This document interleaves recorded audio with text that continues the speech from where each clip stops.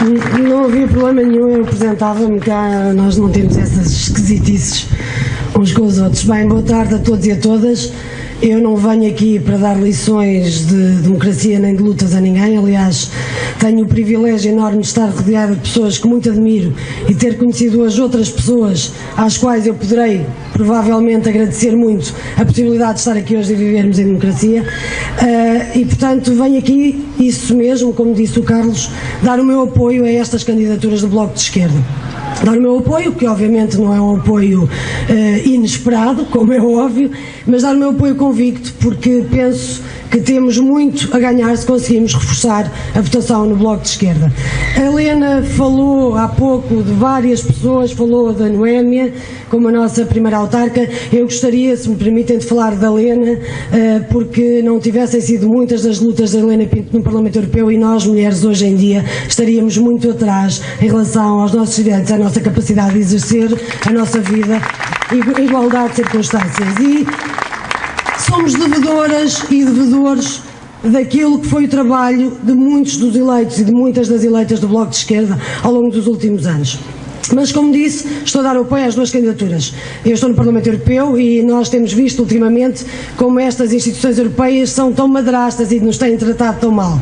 Mas só nos tratam mal porque há em cada um dos países quem se deixa tratar mal e quem quer obedecer e não lutar pelos interesses daqueles que devia defender em primeiro lugar. E só nesses países isso acontece porque a nível local temos também quem obedeça a quem está a nível nacional a tentar obedecer aos interesses financeiros que não são os nossos. Nunca pagámos tantos impostos, nunca vivemos com tantas dificuldades desde que recordamos a democracia. Houve uma altura de algum progresso social que começámos a perder e, no entanto, nada disso é retribuído nem em saúde, nem em educação pública, nada disso é retribuído. Os nossos impostos não servem para melhorar a nossa vida, mas apenas para alimentar um sistema financeiro que vive destes governos, que vive destes grupos que gostam mais de defender o seu futuro individual do que propriamente o futuro deste país. Eu sou de uma geração em que os meus pais não puderam ser crianças porque tiveram que começar a trabalhar com 10, 11 anos, em resultado de uma ditadura longa e que nos pôs a todos numa situação muito difícil. Infelizmente eu não queria pensar que chegava aos quase 40 anos e que começava a ver que as gerações hoje em dia das crianças e dos mais jovens não podem ser adultos, não têm condições para ser adultos, porque não há emprego, porque não têm condições para deixar a casa dos seus pais, porque não têm condições para ter independência e autonomia. E portanto está tudo a inverter-se e estamos a perder muitas conquistas que não deveríamos perder, porque nós temos recursos, o que nós não temos é vontade política para que esses recursos sejam usados em nome do bem coletivo, do bem comum, em nome do nosso país. E é por isso que aqui estou. Estou aqui porque todos os dias nos perguntam na rua, e eu tenho andado por muitos sítios do país, e nos perguntam, mas porquê é que vale a pena votar no Bloco de Esquerda? Porquê é que vale a pena reforçar? Eu teria imensos exemplos para dar, mas vou dar apenas um, porque vocês não vieram aqui seguramente para me ouvir, e portanto vou dar apenas um. Este último mandato nós tivemos a Troika, e tivemos um governo que resolveu obedecer à Troika. Tivemos orçamentos de Estado que foram orçamentos absolutamente contrários àquilo que seria um orçamento necessário para o desenvolvimento do país. Pelo contrário, que afundaram-nos cada vez mais em nome de uma dívida que é impagável e que tem que ser reestruturada.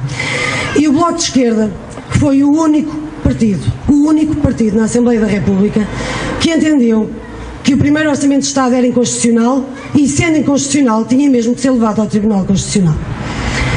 E foi graças a essa iniciativa do Bloco de Esquerda, que felizmente mais tarde outros partidos da esquerda se juntaram nos anos que se seguiram, mas foi graças a essa iniciativa do Bloco de Esquerda que hoje em dia alguns e algumas das portuguesas, que felizmente ainda têm trabalho, puderam voltar a receber subsídio de férias e puderam voltar a receber subsídio de Natal, mesmo que dividido ao longo dos meses.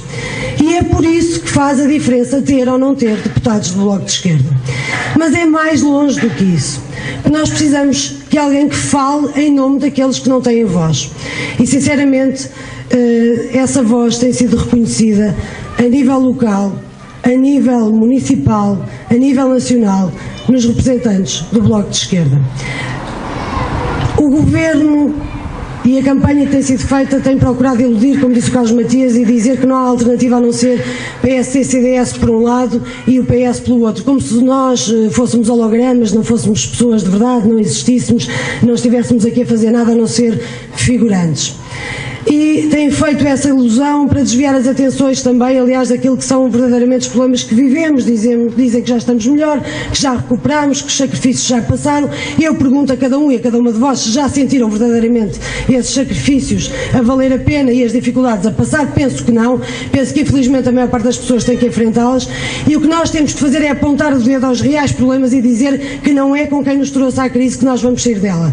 Nem a nível nacional, nem a nível local e nem a nível municipal. É preciso mudar de vozes, porque é preciso mudar de políticas. Eu recordo-me sempre de uma história que me contavam os meus avós de um homem português que no tempo da ditadura atravessava a fronteira para a Espanha e todos os dias levava um saco vazio e voltava a Portugal com o saco cheio de terra. E todos os dias os controladores da fronteira, do regime, perguntavam: mas afinal o que é que traz aí? Ele dizia terra, e todos os dias revistavam e na realidade era terra, e todos os dias perguntavam: mas porquê é que vai buscar terra? Ele dizia: porque as minhas plantas não se dão com a terra de Portugal, só se dão com a terra de Espanha. E todos os dias isto acontecia, todos os dias vigiavam a carteira do homem, a mala do homem, todos os dias, e na realidade a mala entrava vazia e chegava a Portugal com terra, e ele dizia: porque na realidade as minhas plantas só se dão bem com a terra que eu trago de Espanha. Um dos agentes de fronteira, no último dia de trabalho, disse ao homem: por favor, diga-me afinal o que é que ia buscar a Espanha. Eu vou reformar-me, não vou denunciá-lo à PIDE, não vai acontecer nada, mas eu não aguento não saber o que é que ia buscar a Espanha, porque preciso mesmo de saber, senão não consigo descansar, deixe-me ir para a reforma descansar, homem, porque eu sinceramente este tempo todo preciso saber. E o homem disse: na realidade eu ia mesmo buscar terra, e o senhor viu isso todos os dias. O que não viu é que eu passava todos os dias a pé e regressava de bicicleta. E é essa verdadeiramente a questão.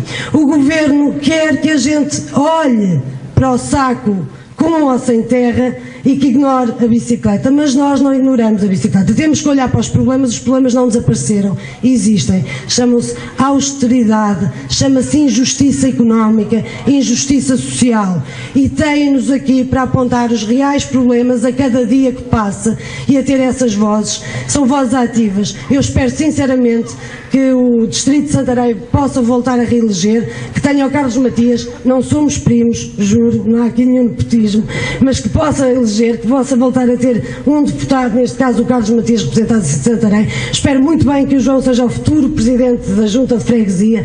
Espero que estas vozes se multipliquem, porque o desânimo é enorme, mas os braços para baixo nunca levantaram nada, e há só duas coisas na vida em que somos verdadeiramente iguais: é no voto e na morte.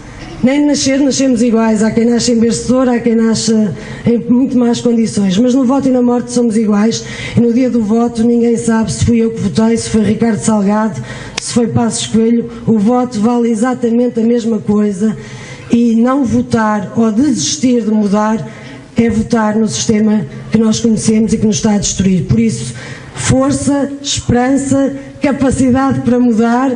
Se fosse difícil não estaríamos aqui, para o fácil já há muita gente. Vamos à luta, precisamos do Bloco de Esquerda. Muito obrigada.